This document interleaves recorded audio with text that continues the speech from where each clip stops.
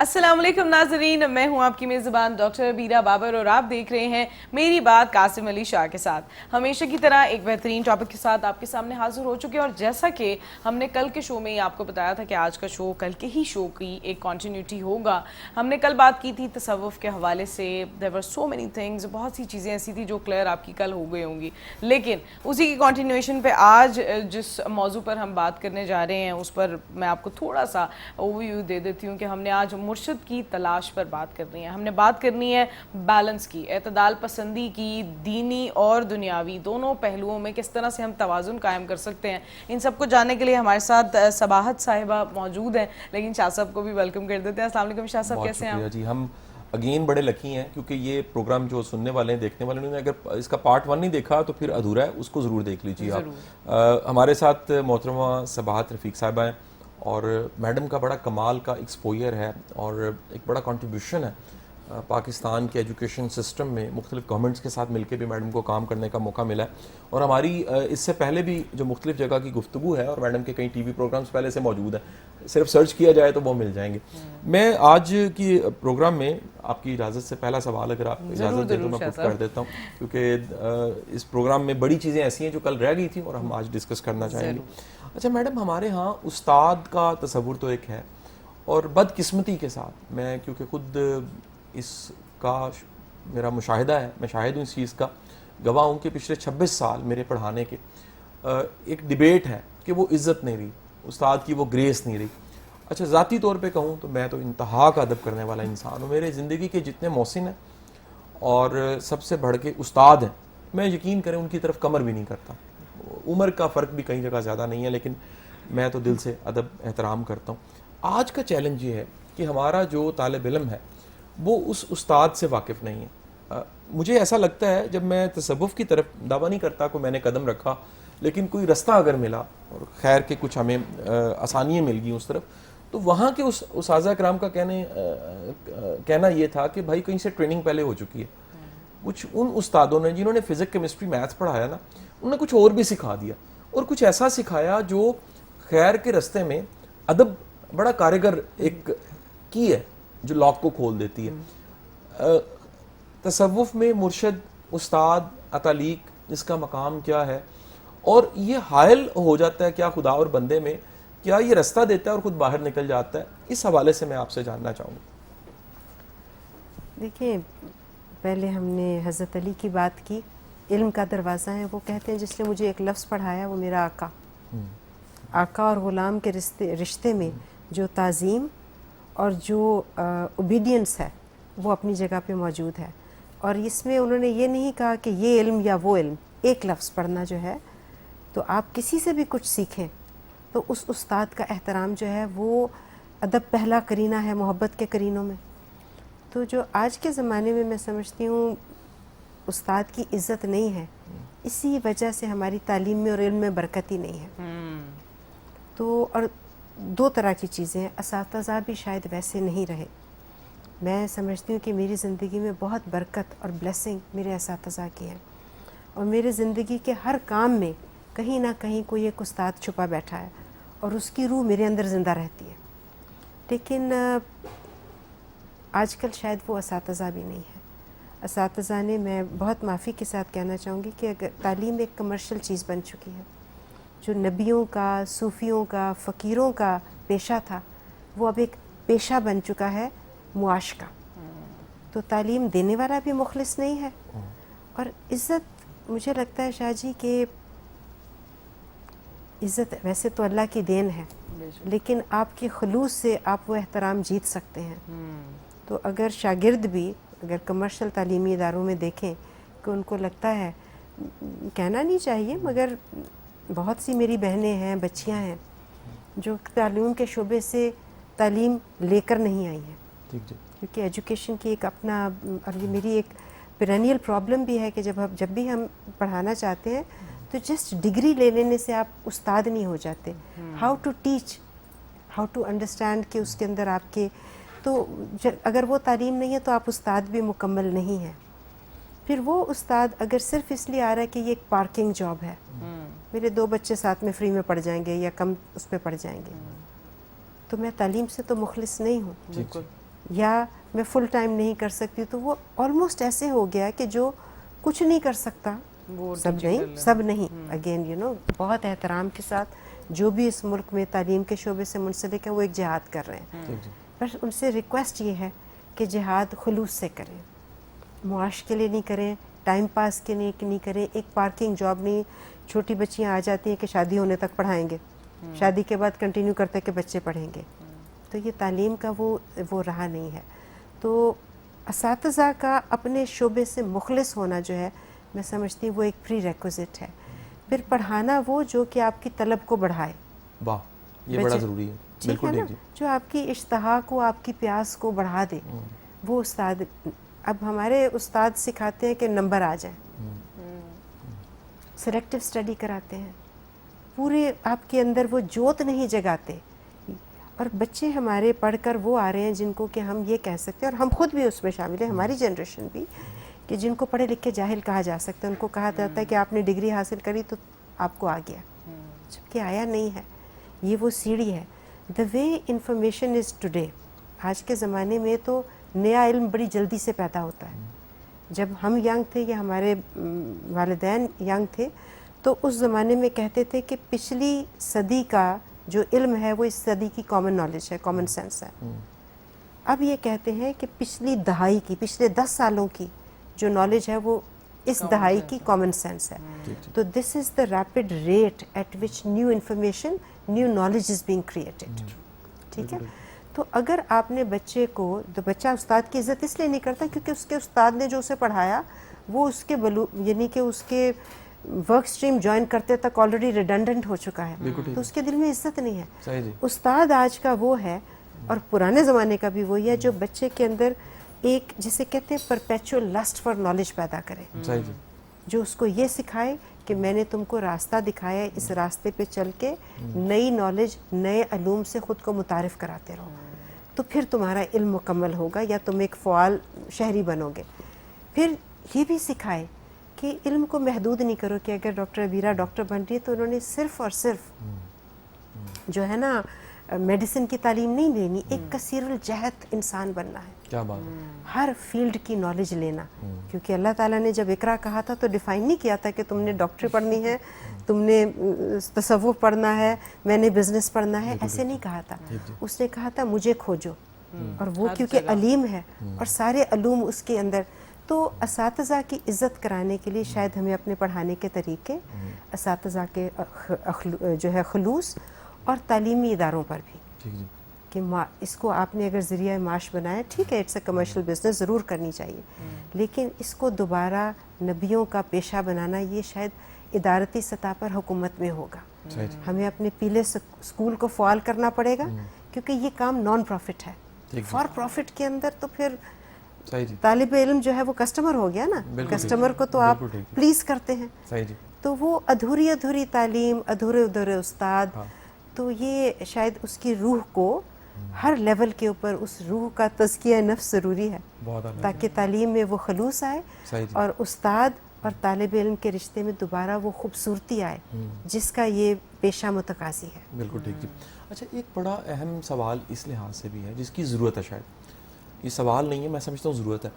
ہمارے نصاب میں جہاں اخلاقیات کے لیے اسلامیات, دینیات کا سبجیکٹ موجود ہے, اخلاقیات کے لیے اردو کے کچھ ایسے مضامین ایڈ کیے جاتے ہیں جس میں اصلاح کا پہلو ہوتا ہے. آپ کو نہیں لگتا کہ تصوف, اور بالخصوص ہمارے جو یہاں کے سارے صوفی ہیں, اور وہ سب صوبوں کے ملا لیجیے, وہ جو پختون پٹی کے صوفی ہیں وہ بھی کمال ہیں, اور سندھی جو ہیں شاہ لطیف بٹائی اور کلندر پاک, وہ بھی کیا بات ہے جی. بلوچستان کا بلوچ جو صوفی ہے وہ بھی کمال ہے. کہیں نہ کہیں یہ فلیورز بھی کہیں نصاب میں ایڈ ہونے چاہیے کہ ہمارا پڑھنے والا طالب علم ان سے واقف ہو سکے.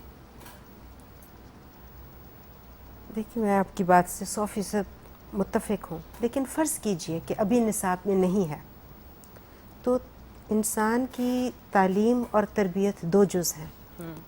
تو ہم لوگ بھی اسی وقت میں پڑھے جب نصاب میں صوفی کا علم جو ہے وہ نہیں ہے, مگر یہ تربیت کا جز ہمارے دادا, نانا, والد, والدہ, انہوں نے ہمیں اسے روشناس کروایا کیونکہ تربیت جو ہے اس سے بھی آپ پہلو تہی نہیں کر سکتے ہیں. بالکل. اگر ماں کے پاؤں میں جنت ہے اور باپ کو دیکھنے سے حج ہوتا ہے تو یہ رشتے صرف خون کی وجہ سے نہیں ہیں, یہ اس تربیت کی وجہ سے ہیں جو کہ آپ اپنے بچے کو دے کر اسلوب زندگی دے رہے ہیں.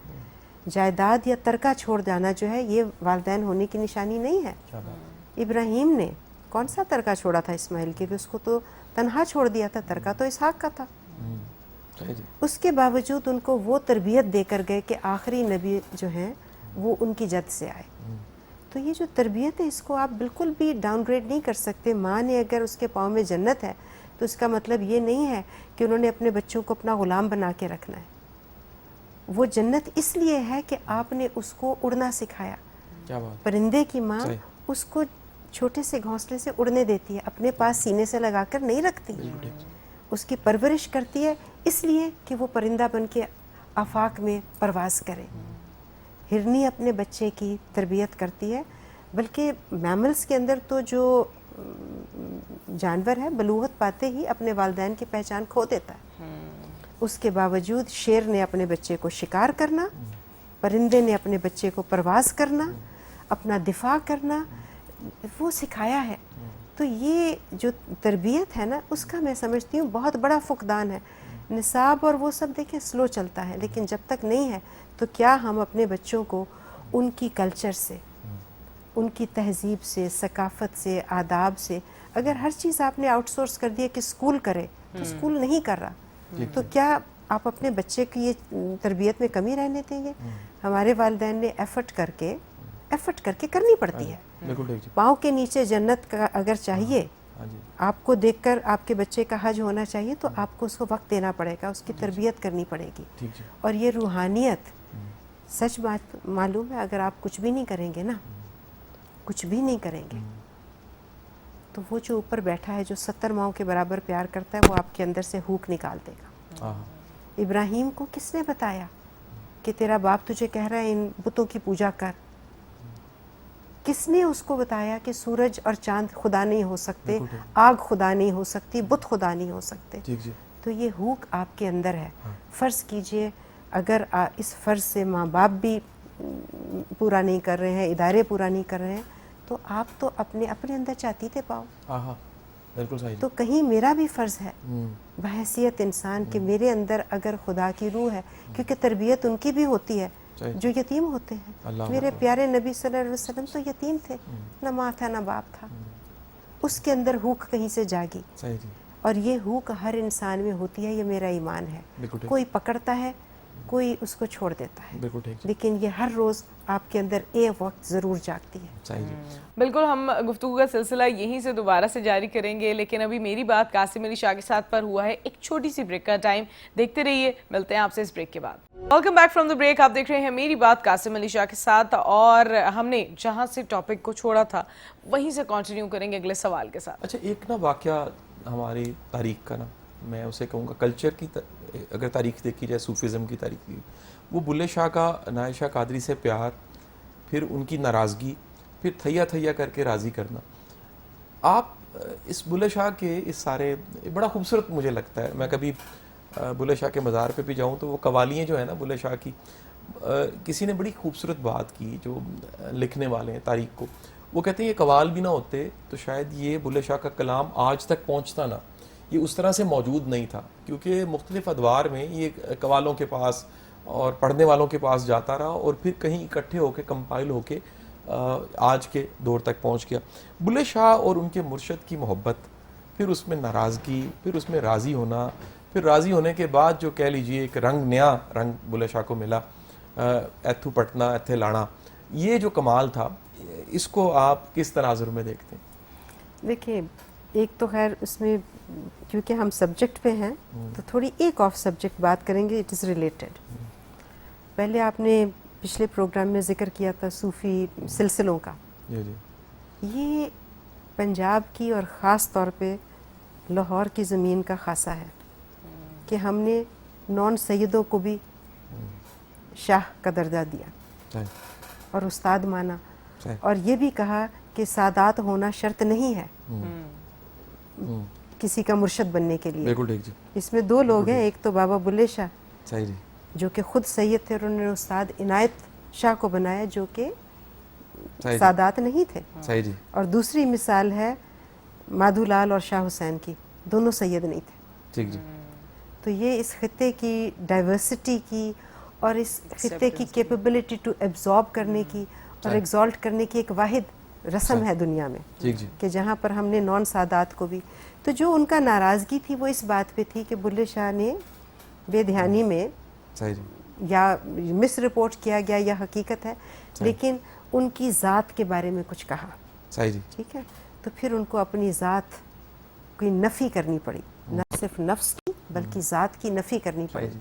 اور ان کو, آپ کو یہ تو پتہ ہے کہ وہ جو ہیں جس جگہ مدفون ہے, جہاں ان کا مزار ہے, جہاں ان کا روضہ ہے, وہ ایک ناچنے گانے والی عورت کا تھا. صحیح جی.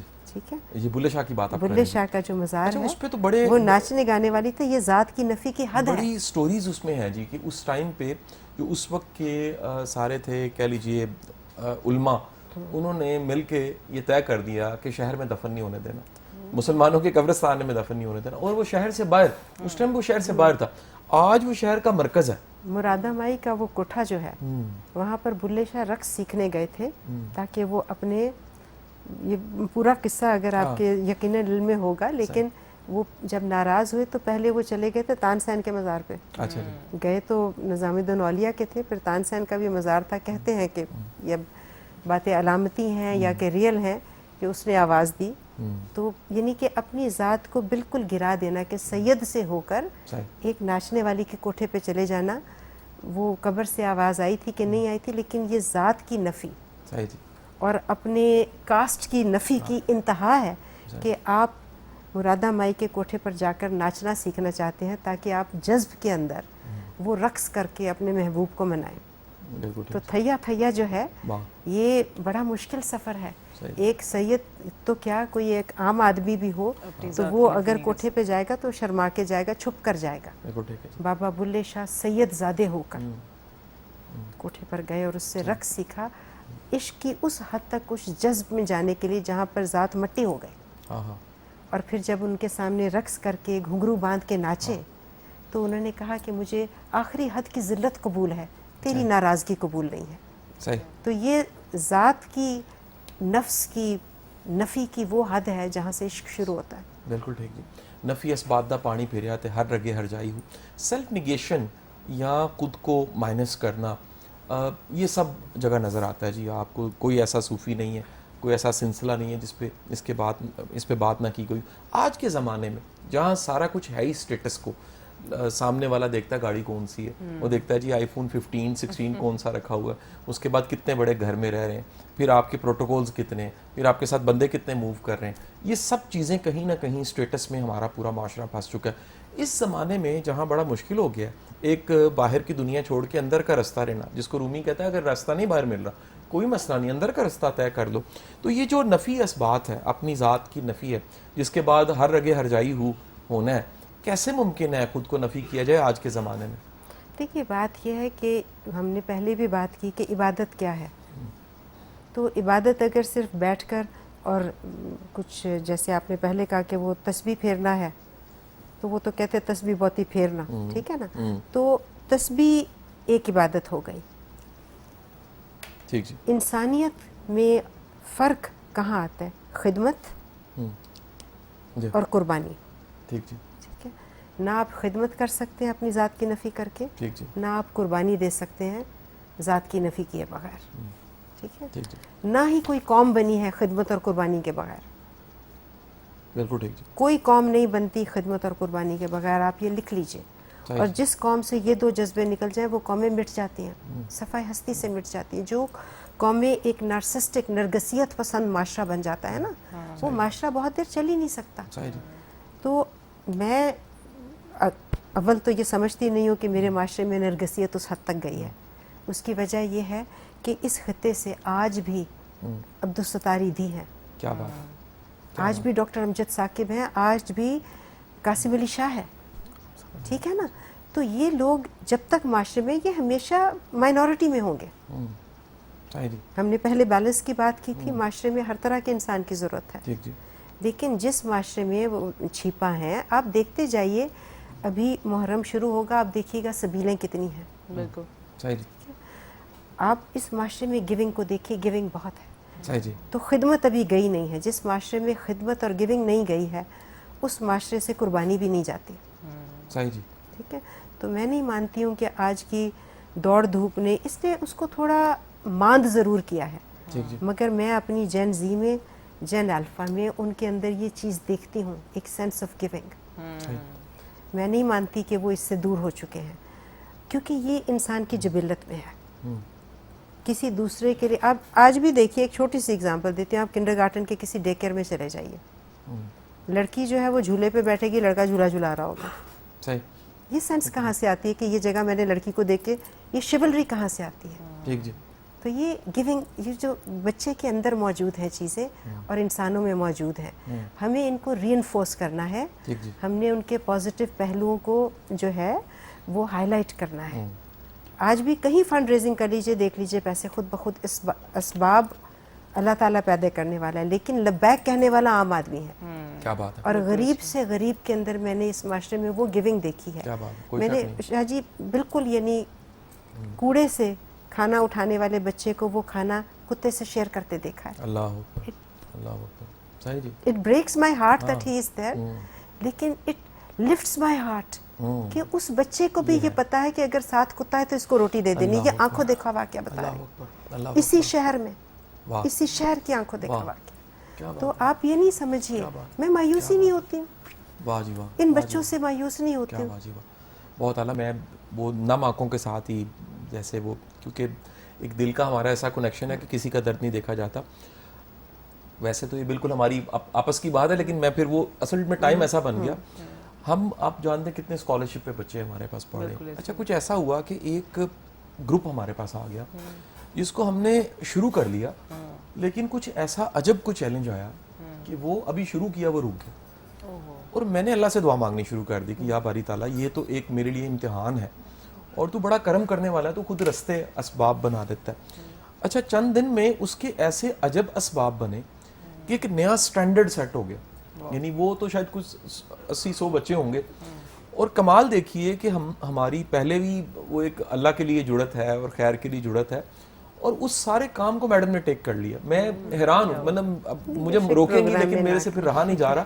یہ جو اسباب پیدا ہونا ہے نا, یہ رب کی ذمہ داری ہے. مجھے ایک دن بڑی خوبصورت بات, واسف صاحب کی کسی محفل میں ایسا واقعہ ہوا. وہ فرمانے لگے جو خیر کا رستہ ہے نا, بظاہر لگ رہا ہے یہ کر رہا ہے یا وہ کر رہا ہے, لیکن اگر یہ اور وہ نہ بھی کرے نا, پھر بھی کوئی کر رہا ہوگا, پھر بھی ڈیوٹی کسی کی لگ جانی ہے. یہ ہمیں لگ رہا ہوتا ہے کہ جی کسی نے خیر کے رستے کو روک دیا, تو وہ بھی پل رہے ہوتے ہیں جن کا کوئی نہیں ہے. شاہ جی میں آپ کی اجازت سے اس میں ایک واقعہ ایڈ کرتی ہوں. حضرت یونس کا واقعہ ہے, ٹھیک ہے.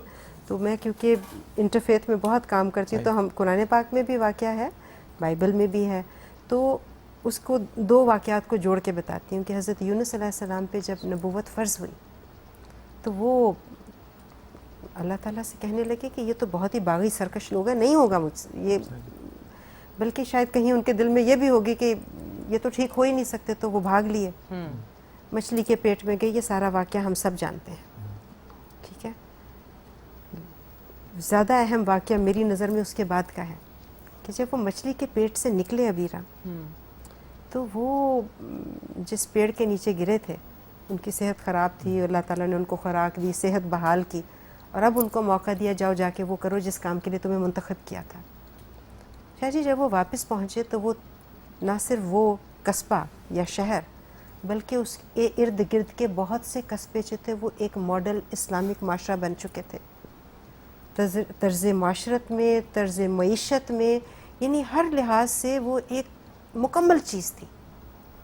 تو وہ تھوڑے شرمندہ ہوئے کہ ممکن ہے میرے بعد اللہ نے یہ ذمہ داری کسی اور کو سونپ دی. تو انہوں نے لوگوں سے پوچھا کہ کون نبی آیا تھا. انہوں نے کہا کوئی نہیں. انہوں نے کوئی لیڈر آیا, کون ہے؟ کوئی بھی نہیں آیا تھا. وہ سجدے میں بیٹھ کے اتنا روئے کہ جتنا وہ مچھلی کے پیٹ میں نہیں روئے تھے. اللہ نے ان کو پیغام دیا تھا کہ that I chose you to do this was my covenant with you. میرا تجھ پہ احسان تھا, میں نے تجھے منتخب کیا, تو میرا کام کر, ورنہ مجھے میرے کام کے لیے تیری ضرورت نہیں ہے. میں جب چاہوں میرے تو کن ہے، میں جب چاہوں لوگوں کے دل پھیر دوں، جب چاہوں ان میں خیر بھر دوں، جن چاہوں ان میں خوشحالی بھر دوں. تمہیں منتخب کیا، یہ میرا تم پہ کرم ہے. بے شک. اس کو پورا کرنا اس سوچ کے بغیر کہ یہ ہوگا کہ نہیں ہوگا، یہ تمہارا کام ہے، تم نے صحیح کرنا ہے. مالیدہ کم پھل پھول لانا. کیا بات ہے. ٹھیک ہے، باقی تو مالک کی مشیت ہے. تو یہ کبھی نہیں سوچنا چاہیے کہ میں نہیں کروں گا تو کون کرے گا، یا یہ نہیں ہوگا تو کیسے ہوگا. جس نے یہ کائنات پیدا کی ہے، یقین کریں جو ہر وقت کام میں مشغول ہے وہ تو کر سکتا ہے. وہ ہمارا امتحان ہے.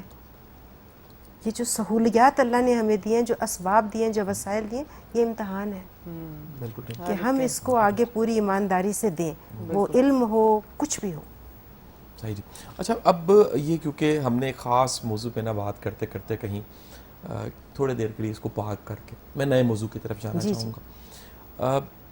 آپ اگر تھوڑا سا ماضی میں دیکھیے نا جی، ہمارے 76 ایئرس کی ہسٹری، ہم بڑے آپٹمسٹ ہیں اور بڑا مثبت سوچتے ہیں، لیکن ایک بڑا مشکل چراہا کہہ لیجئے، دوراہا کہہ لیجئے اسے، جس میں سے ہم گزرے ہیں. زیادہ عرصہ نہیں ہوا. میں بالکل اسپیسیفک اس ٹائم ڈیوریشن کا، ان کریکٹرز کا نام نہیں لینا چاہوں گا، سمجھنے والے سمجھ جائیں گے. ایسے لوگ جن کی عمر 80 سال ہے میڈم، میری زندگی میں 80+ ایج کے تقریباً درجن لوگ ہیں، بڑے بڑے پیارے لوگ ہیں. عطا اللہ قاسمی صاحب ہیں، اللہ غری کے رحمت کرے، امجد اسلام امجد صاحب، کچھ میرے بزرگ ہیں، سرفراز شاہ صاحب، عرفان الحق صاحب، درجن کے قریب ایسے لوگ ہیں جن کے ساتھ جنہوں نے مجھے بڑی محبت کی، مجھے بڑی محبت ملی ان سے. ان سب سے میرا کہیں نہ کہیں پوچھنا تھا کہ یہ 76 ایئرز میں بڑے بڑے سانے ہوئے، ہم 2 لخت ہو گئے، 2 حصوں میں تقسیم ہو گئے، بنگلہ دیش بن گیا، بڑے بڑے چیلنج آئے، ہمیں جنگوں کا سامنا رہا، لیکن اتنا مشکل وقت قوم نے نہیں دیکھا. ایک نیریٹو کی جنگ شروع ہو گئی، ڈیوائیڈ ہو گیا، گھر گھر تقسیم ہو گیا. آپ کیا دیکھتے ہیں اس طرح کے کرائسس میں، اس طرح کے ایک بڑے چیلنج میں جہاں پہ انسرٹنٹی کی انتہا ہم نے دیکھ لی، خیر کا رستہ، تصوف کا رستہ، پازیٹیویٹی کا رستہ، جس میں یہ کہنا کہ ابھی بھی امید باقی ہے، ابھی بڑا کچھ ہے جو ابھی ہونے جا رہا ہے، کیسے ممکن ہے؟ یہ امت مسلمہ 58 کنٹریز ہیں، جس میں ایک پاکستان ہے، جس کے ساتھ بڑی روحانی بشارتیں جڑی ہوئی ہیں، بڑے دنیا کے انڈیکیٹرز ہیں، اور بڑی دنیا کی نظریں ہم پہ لگی ہوئی ہیں. چند دن پہلے ہم نے ایک جنگ بھی دیکھی، چند دن کی وہ جنگ تھی، لیکن اس نے ری ڈیفائن کر دیا، ہر چیز کی نئی ڈیفینیشن سامنے آئی. اس سارے تناظر میں امید کی خبر، خیر کی خبر، روحانیت کی خبر، اور روحانیت کی کچھ جو انڈیکیشنز ہیں کہ ہم کس طرف بڑھ رہے ہیں، کس طرف جا رہے ہیں آگے. شاہ جی 2-3 باتیں ہیں. نمبر 1 تو یہ کہ حالت بحران میں ہونا اور حالت عذاب میں ہونا 2 ڈفرینٹ چیزیں ہیں. ہم بحران میں ہیں. حضرت علی کا واقعہ ہے کہ ان کے پاس کوئی آیا اور اسے کہنے لگے، ان سے دریافت کیا کہ بلکہ تھوڑا گستاخانہ انداز میں کہا کہ میں آپ کو دیکھ رہا ہوں، آپ ایک شخص کو دیکھ کر کہتے ہیں کہ تم جو ہو نا وہی مشکل لے کر آتے ہیں، آپ اسے کہہ دیتے ہیں کہ تم پر اللہ کا عذاب ہے. وہی مشکل ایک اور شخص بیان کرتا ہے، وہ کہتے ہیں اللہ پیار کرتا ہے، امتحان میں ہو. تو یہ آپ کیسے تعین کرتے ہیں؟ انہوں نے کہا میں یہ دیکھتا ہوں کوئی بحران میں یا مشکل میں وہ شخص اللہ کی طرف جا رہا ہے یا اللہ سے دور جا رہا ہے. کیا بات. اگر وہ اللہ کی طرف مشکل میں جا رہا ہے تو یہ تو اس کا امتحان ہے، اور امتحان اللہ اپنے پیاروں کا لیتا ہے. ہاں اگر وہ بے دینی کی طرف جا رہا ہے، مشرک ہو رہا ہے، منکر ہو رہا ہے، تو پھر وہ عذاب ہے. تو اس قوم پر اگر مشکل وقت آئے ہیں، امت مسلمہ پہ وقت آئے ہیں، تو یہ تو ہمارا شیئرڈ ہیریٹیج ہے مولا حسین کے ساتھ، حضرت علی کے ساتھ، تمام انبیاء کے ساتھ. ایک نبی بتا دیں جو کہ سہولت کا مسافر ہو، ایک صوفی بتا دیں جس نے بڑی شکم سیری سے زندگی گزاری ہو. تو اگر ہمارے پہ اگر مشکلات ہیں تو ہم تو ہیں ہی مملکت اسلامیہ، اور ہم بھائی چارگی میں اس مشکل میں رب کی طرف رہیں، یہ لازم ہے. رب سے دور نہ جائیں، تو پھر ہم صحیح راستے میں ہیں. یہ جو تو اور مایوسی سچ بات ہے شاہ جی، میں اگین ممکن ہے کہ آپ کو لگے کہ یہ کتابی باتیں نہیں ہیں. شیطان جو ہے اس کو نافرمانی کی سزا تو نہیں ملی تھی. اس نے اللہ سے سوال کیا تھا، اللہ تعالیٰ نے جواب دیے تھے، اور پوچھتے رہے فرشتے جب تک وہ قائل ہو کے مسجود نہیں ہوئے. جب شیطان نے یہ کہا کہ میں اس سے بہتر ہوں تو اللہ نے اس کو ایروگنس کی سزا دے کے اس کو کہا. اس سے پہلے اس کا کچھ اور نام تھا. نام کیا دیا؟ ابلیس. ابلیس کا لفظی معنی کیا ہے؟ مایوسی، نا امیدی. تو سب سے بڑا شیطان جو ہے وہ تو نا امیدی اور مایوسی ہے. کیونکہ جب آپ نا امیدی کے راستے پہ چلے، آپ نے کہا میرا اب کوئی راستہ نہیں رہا، تو آپ نے یہ کہا کہ یہ مشکل میرے اللہ سے بڑی ہے. اللہ صحیح جی. تو میں بحیثیت مسلمان کبھی مایوس ہو ہی نہیں سکتی ہوں، کبھی نہیں کہہ سکتی ہوں کہ یہ اتنی بڑی مشکل ہے.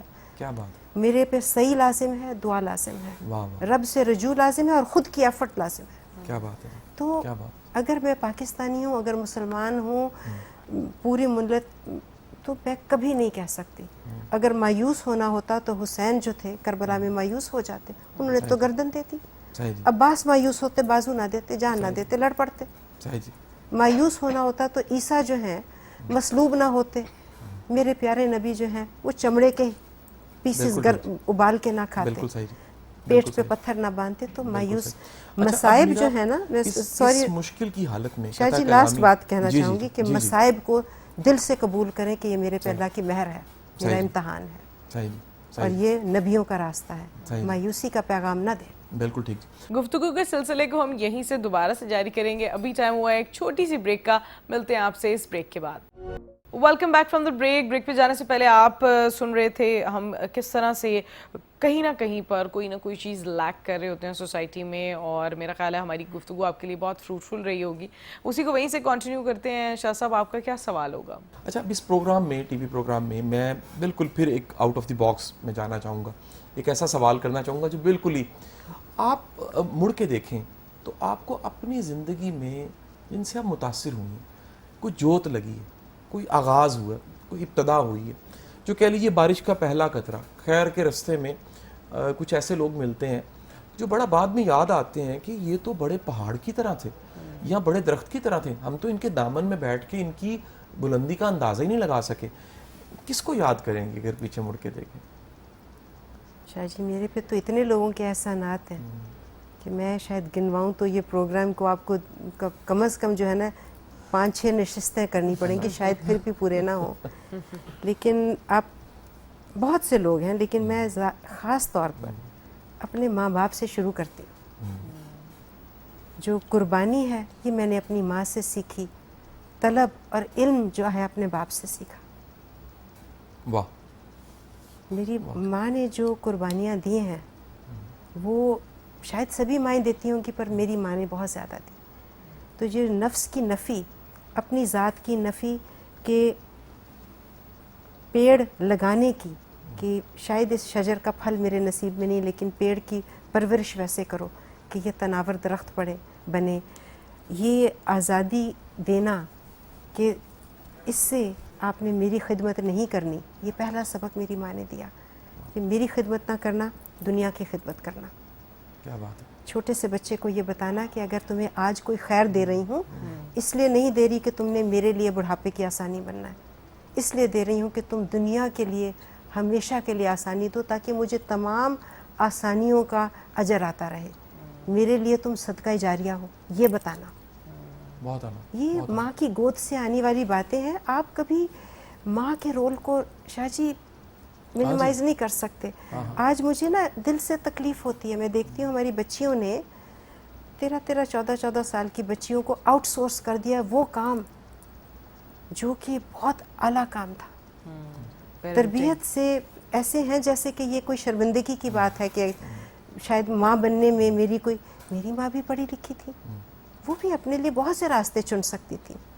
میں نے ان سے سیکھا. شاہ جی میں نے اپنے کریئر کے عروج پہ جب میں ماں بنی ہوں، میں نے 12-15 سال کام نہیں کیا، اپنی بیٹی پہ لگائے. کیا بات. اس لیے کیونکہ مجھ پہ میری ماں کی گود قرض تھی. پھل پھول تو اللہ لگائے گا. تو میں جنرلی سمجھتی ہوں کہ جہاں سے میری ماں شروع ہوتی ہے وہاں سے قربانی اور خدمت شروع ہوتی ہے. پھر علم کی جوت لگانا. میرے والد نے بہت ارلی مجھے سکھایا کہ بیٹے تم کرسچن اسکول میں پڑھتے، مشنری اسکول میں پڑھتی ہو، تو ساتھ میں یہ رکھنا، ڈیوٹی دیتے تھے. آپ کس اسکول پڑھی تھی؟ میں کانوینٹ میں تھی. اچھا جی. اور انہوں نے ہمیں مدرسۃ البنات میں اور अदबिस्तान सूफिया में हिंदुस्तानी सूफी। शाम में असातिज़ा रख के दिए हुए थे कि इनसे फ़ारसी पढ़ो, अरबी पढ़ो। क्या बात है, उनके दिल में ये बात थी कि मेरा नैरेटिव तो इन 2 ज़ुबानों में है, तो ये ना हो कि मेरे बच्चों के जहन कॉलोनाइज हो जाए। फिर बैठ के रोज़ पढ़ाना कि ये सच जो है, फ़र्ज़ कीजिए कि अगर मैंने ब्रिटिश किताब में पढ़ूंगी तो मैं पढ़ूंगी म्यूटनी हुई थी, उर्दू में पढ़ूंगी तो आज़ादी की जंग हुई थी। ठीक जी, ठीक है, पाकिस्तान स्टडीज़ में वो है, ब्रिटिश हिस्ट्री में कुछ और है।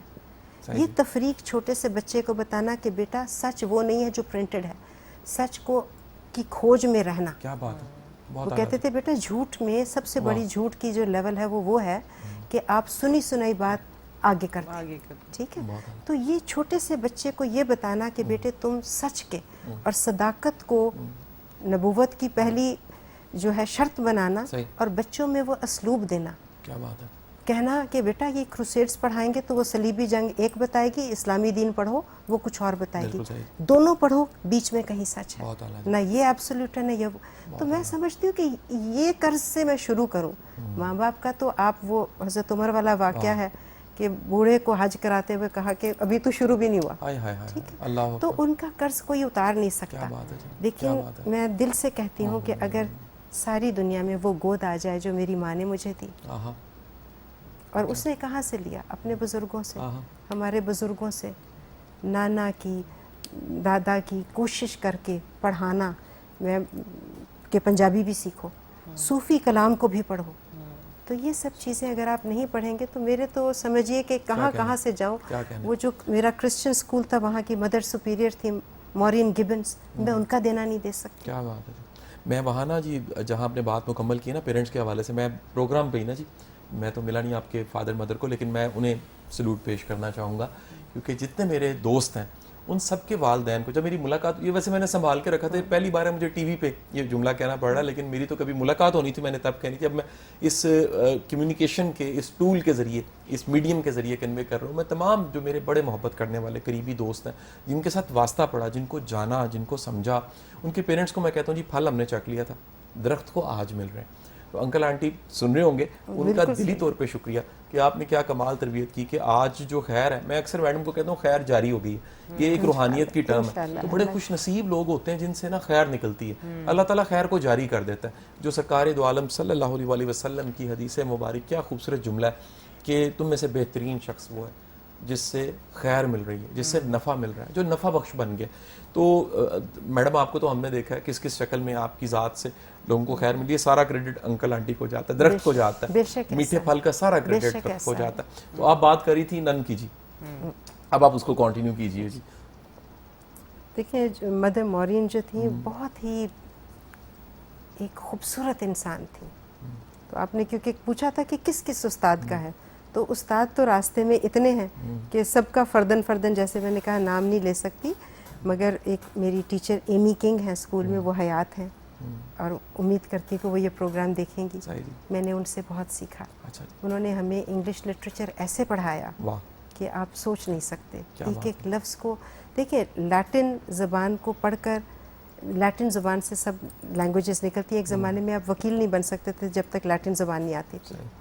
तो मॉरियन गिबन्स ने अपने प्राइवेट टाइम में मुझे लैटिन सिखाई और सिखाया कि लसानियत कितनी अहम चीज़ है, ज़ुबान के ऊपर अबूर होना, लफ्ज़ों की गहराई में जाना, ये सोचना कि ये लफ्ज़ ऐसे है तो इसकी जगह ये लफ्ज़ क्यों नहीं है, उसकी जड़ कैसे है।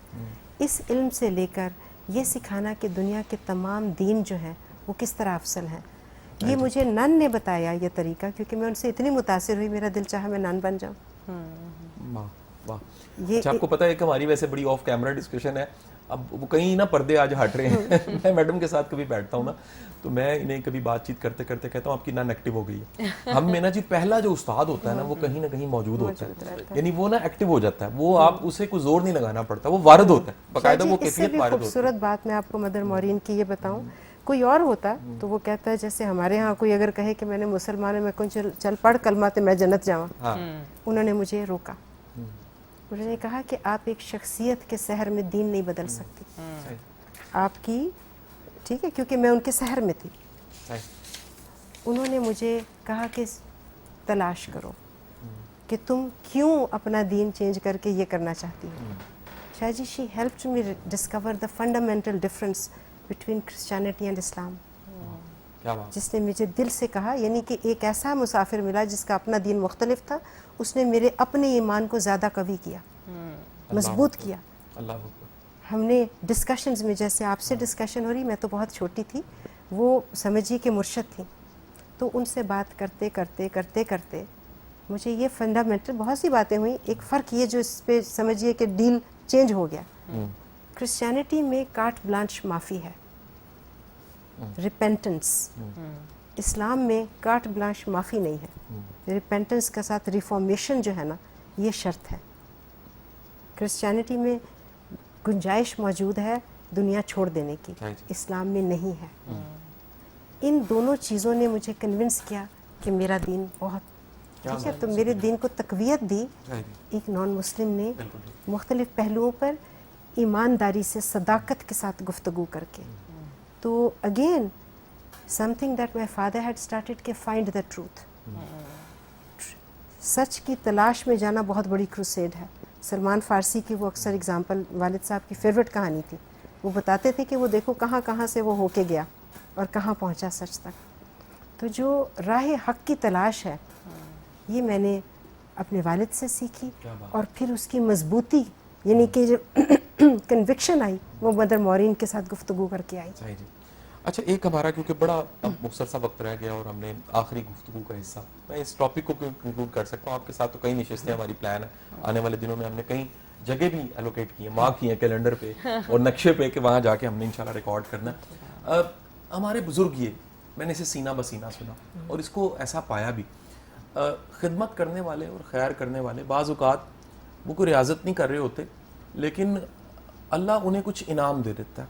बाज़ औक़ात वो एनर्जी को पढ़ लेते हैं, बाज़ औक़ात जहन को पढ़ लेते हैं, बाज़ औक़ात वो क़ियाफ़ा शनास हो जाते हैं, बाज़ औक़ात वो रिलेट करने लग पड़ते हैं. उनके लिए किसी के साथ जुड़ना, कनेक्ट करना बड़ा आसान होता है. ज़िंदगी में ऐसे कितने मिले, लगा कि इसको मेरी समझ आने लग पड़ी है, या ये तो ये रिफ्लेक्ट कर रहा है, या इसके पास तो कुछ ऐसा है जो इसको अल्लाह ने अता की है. तो कई ऐसे लोग भी तो मिले होंगे ना जो कुछ उन पे इनाम का एहसास हुआ होगा. हम क्योंकि आप मैं कन्विंस्ड हो चुके हैं, इनाम घर, गाड़ी, बंगला, माल, मता, बैंक बैलेंस नहीं है, इनाम किसी और फॉर्म में भी हो सकता है. कितने ऐसे मिले? शाजी बेतहाशा, शायद सबसे गरीब मैं हूँ. मैंने आपको वो जो बच्चे का बताया, मुझे तो उसके चेहरे में वो अल्लाह का रूप नज़र आया जो बड़े बड़े सूफिया के चेहरे में नहीं. लेकिन आपको ज़िंदगी में बहुत से ऐसे लोग मिलते हैं कि जो बकौल Rumi, when you meet them you feel they existed in you all along. हाँ, बहुत आला जी. सही.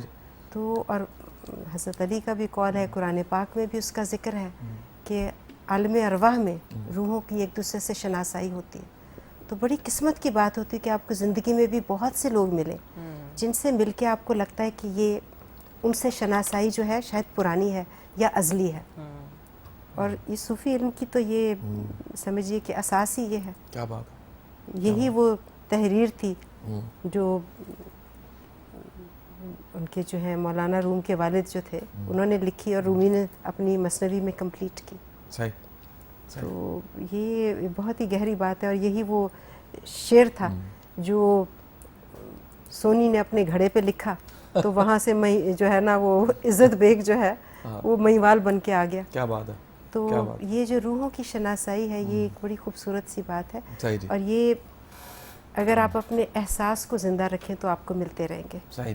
बिल्कुल ऐसा ही है. And as we are reaching end of the show as well, Shahaji, मैं चाहूँगी कि आप जाने से पहले जो हमारी बुक रिकमेंडेशन है वो ज़रूर शेयर करें हमारे व्यूवर्स के लिए. आज की कौन सी बुक है जो आप रिकमेंड करेंगे? अच्छा मैडम, हमारे प्रोग्राम का फॉर्मेट ये है कि किताब पढ़ने के रुझान को बढ़ाने के लिए मैं हमेशा किताब इनकरेज करने के लिए मुख्तलिफ काविशें करता रहा, एक्सपोज अरेंज करता रहा, किताबें मुफ्त बांटते रहे, किताबों पे तबसरे करते रहे. मेरा एक ऐसा सर्कल है दोस्तों का जो किताबें पढ़ते हैं, हम मिलके बैठते हैं, रिकॉर्ड करते हैं कि हमने इसमें से क्या सीखा.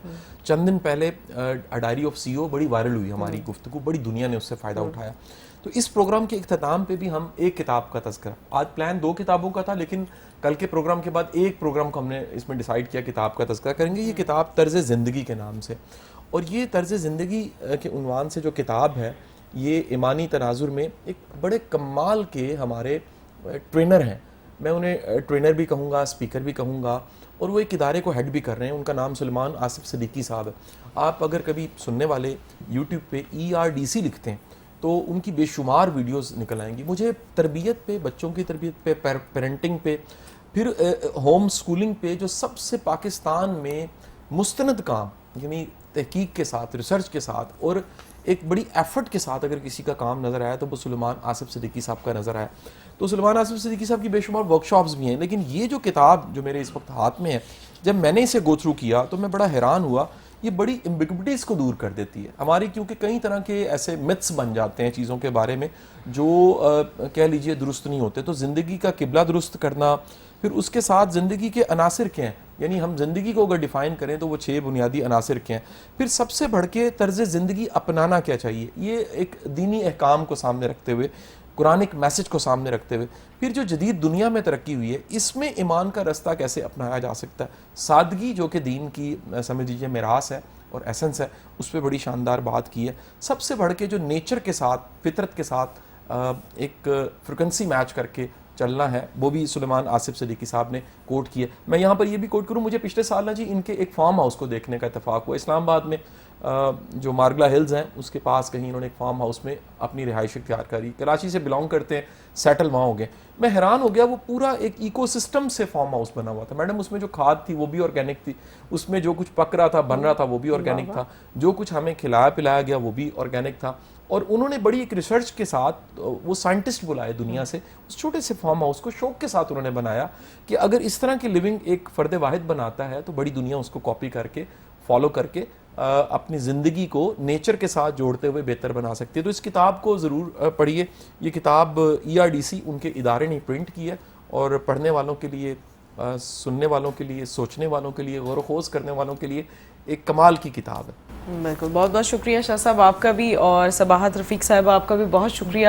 It was pleasure meeting you, اور جتنی خوبصورت آپ کی گفتگو ہے, I really wish and hope کہ ہمارے سننے والوں تک بھی وہ ضرور پہنچی ہوگی, اور کہیں نہ کہیں ان کی زندگی میں کوئی نہ کوئی مثبت تبدیلی لانے کا ایک ذریعہ ضرور بنے گی. اور اسی نوٹ کے ساتھ اپنی میزبان کو اجازت دیجیے, انشاءاللہ بہت جلد دوبارہ ملاقات ہوگی. تب تک کے لیے اپنا خیال رکھیے. اللہ نے کے بعد.